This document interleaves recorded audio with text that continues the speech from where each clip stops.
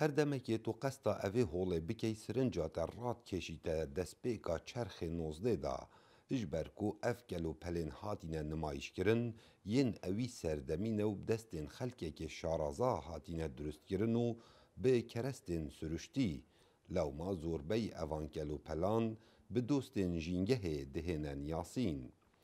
Seîd Baranî êk ji ewan kesa ye ku nehêlaye keltûr û folklorê devera berdereş bihête berzekirin. Lewma bû mavê çendîn sala raboye bixirvekirina evan kelopelan û bi şêwazê mozexane durust kiriye.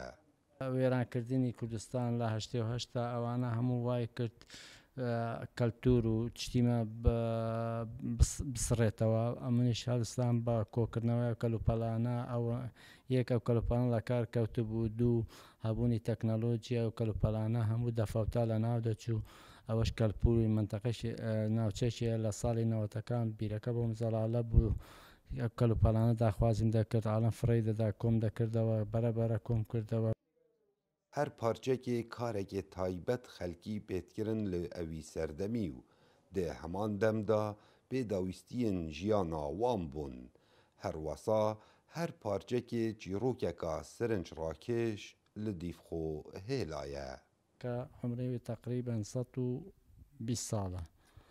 بەڵام ئەگەر تەمەشای ئەو پێڵاوەیکەن لە چلەکانە ئەو پێڵاوە کابراایەک بۆ دەستگیرانەکەی خۆی بە پێ چیتە حەلەب هینایەتی و دەستگیرانە خۆی دیاری بۆ حەلەب ماوەی 18 ڕۆژان چیە و هاتەوە بە پێچوێن. ئەو کەلوپەلانە هەندێک دلیلمان دەداتێ کەوەیە 33% هەتا 5% کەلوپەلانە مێژوو دەڤەرەکە دەردێنی دەرچوو مێژووی دەڤەرەکەی هەبوونی ئەو خەڵکە لەو مەنتەقەی لە 180 ساڵی هەتا 220 ساڵیە. Dêhête zanîn ku Seîd Baranî zêdetirî 1000 parçan di nava evê holê da kom kirîne û beriya hatina vayrosê koronayê berdewam xwînkarên zanîngehan seredana evî cihîtkirin û hindekan vekolîn li ser durust kirîne.